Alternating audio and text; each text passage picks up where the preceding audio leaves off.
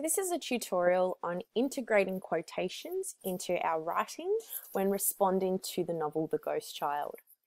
So we know that integrating quotations into our analytical writing is really important because quotations from the text are the main form of evidence that we use to support the claim that we're making. And we know that when we're writing analytically, our main aim is to persuade our reader to accept our claims. And of course, to do that, it's necessary to provide evidence. But something that we need to do is when putting in that evidence, we need to make sure that it's integrated really smoothly into our claims. So it's not just plonked in there or chucked in there willy-nilly, but it's smoothly embedded into our own ideas. So, we have some rules when we're integrating quotations. One rule is that we should use them quite frequently. You may have heard in the past that you should include 2 quotations per paragraph or some sort of rule like that. Generally speaking, we would like to embed more quotations than that. We'd like a number of short quotes embedded throughout our paragraph. So what we want is the chocolate chips of our quotations, so small chippy bits of chocolate rather than big chunks, to be all throughout our biscuit batter, because that's the best kind of chocolate biscuit there'll be. If we had a chocolate chip biscuit that just had 1 or 2 chocolate chips in it, it wouldn't be a very good chocolate chip biscuit. We want lots and lots of chocolate chips. And just as the name chocolate chip, or just as the word, chocolate chip implies, we want smaller quotes rather than longer quotes. 1 or 2 key words can be really useful when used as quotes. So especially words that have some significance in the text, like mysterious or acorn or journey. Any word that is particularly important or has some meaning within the text can be used as a single word quotation, and these can be really, really effective when used well. As I was suggesting before, we want them to replace our own words rather than to be plonked in. So we don't want to say something like, Matilda says, once I was an acorn, now I'm an oak tree. We want those words, acorn and oak tree, to replace our own words. And if that sounds a little bit confusing, I'll go through that a little further on in this video. We don't want to put a complete sentence from the novel into our analysis.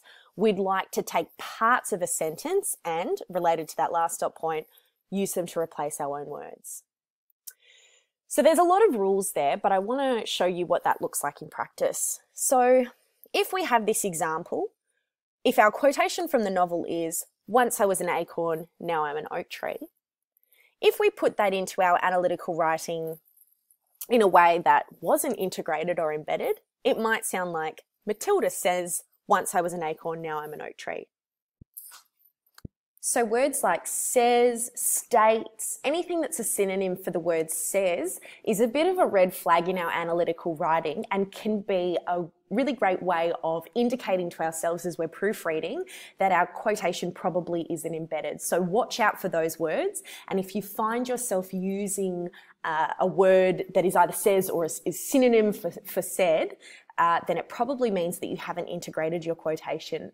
So let's look at what it would be like if we integrated that quotation. Matilda explains that it was as if she was once an acorn, so we've taken this first part of our quotation, but is now an oak tree. The implication is that she has gained wisdom and maturity through the experience of living a long life. So this integrated quotation is better on a number of levels. One is that this chocolate chunk has been broken up into 2 chocolate chips. And the other is that it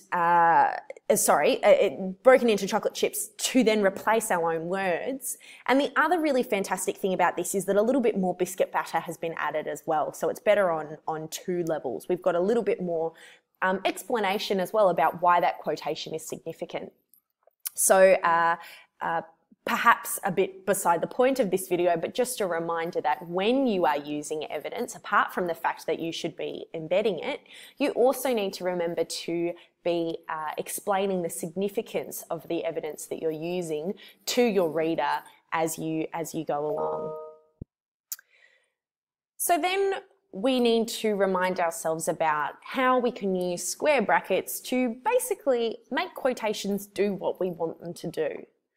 Because sometimes when we take a quotation from the text, it might not be grammatically correct if we try and just plonk it straight into our analytical writing.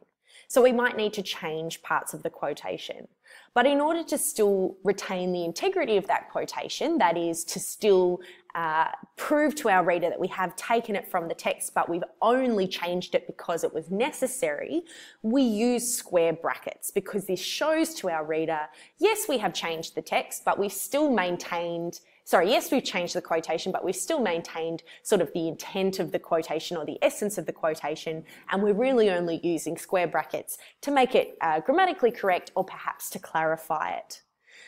So there are a couple of different ways that we use square brackets.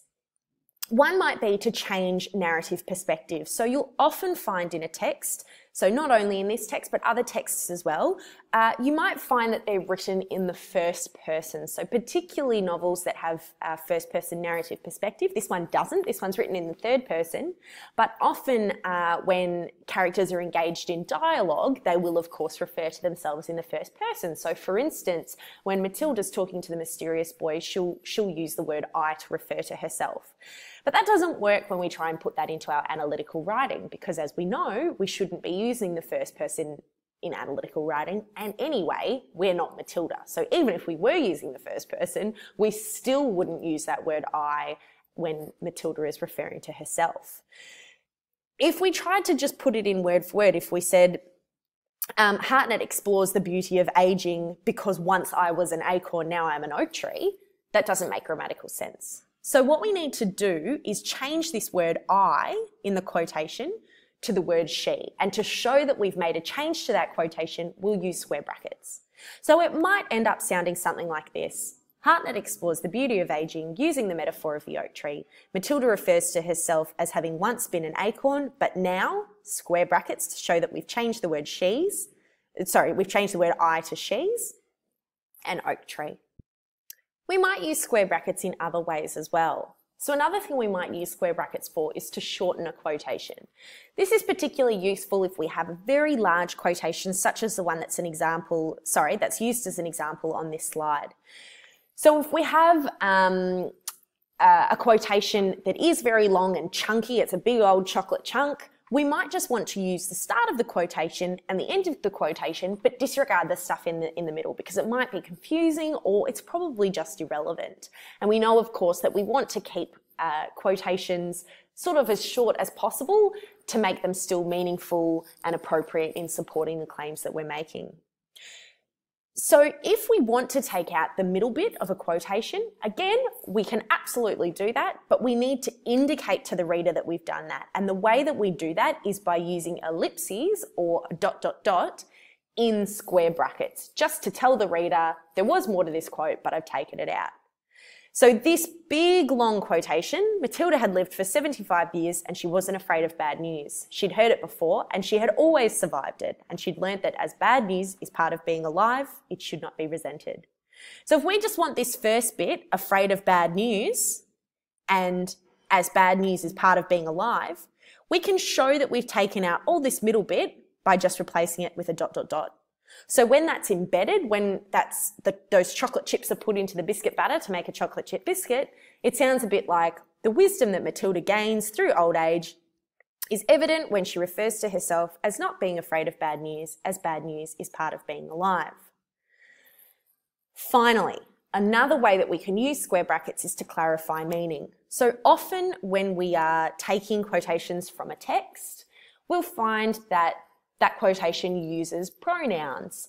And remember that pronouns, a quick little reminder about parts of speech, pronouns are words that we use to replace nouns. So words like it, they, them, she, he, these are all pronouns.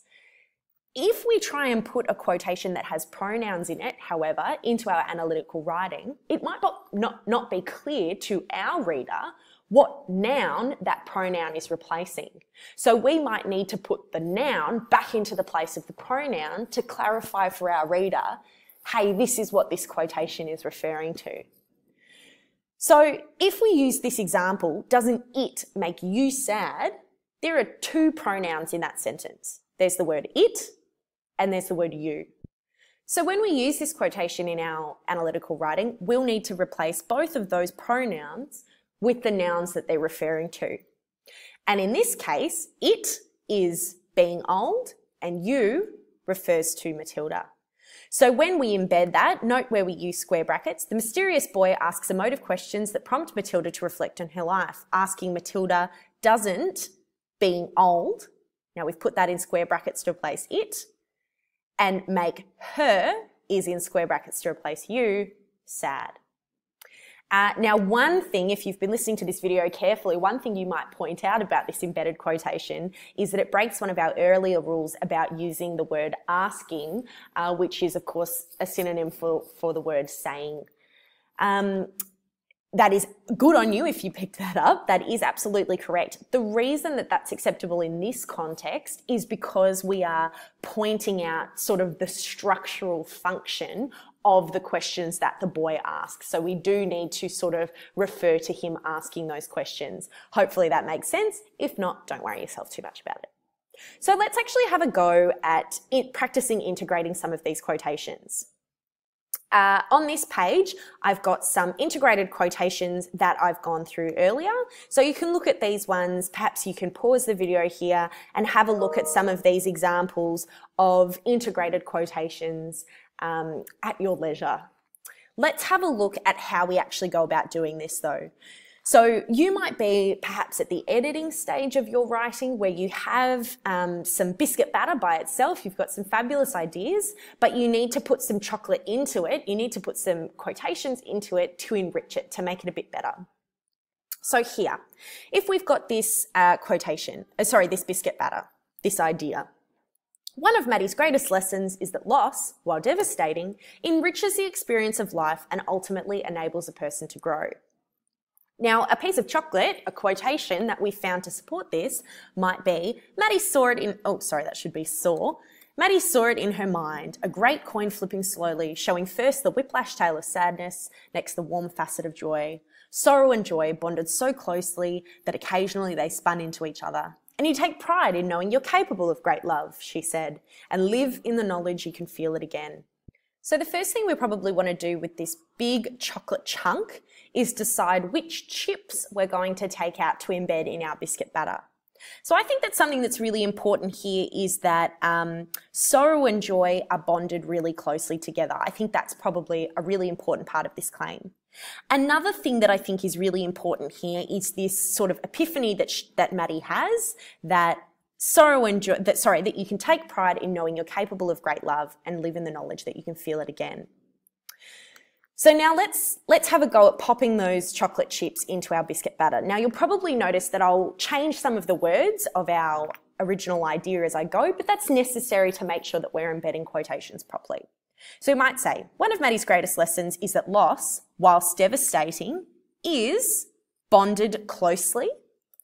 Now, because I'm taking out the word so, I'm of course going to have a square bracket, a ... or ellipses, bonded closely, rather than so closely, to joy.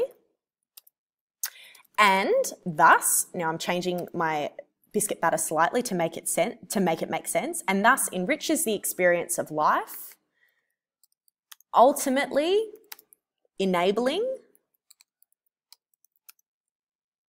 Maddie to take pride in knowing,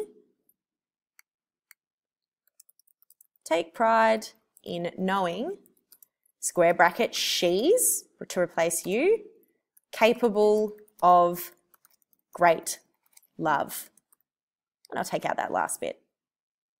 So there you have it, a chocolatey, chippy biscuit that has some beautiful chocolate chips to support the claims that we make in a really effective way. Hopefully you now have a bit more knowledge about how you can go about integrating quotations into your own analytical writing as you write your essay on the ghost child.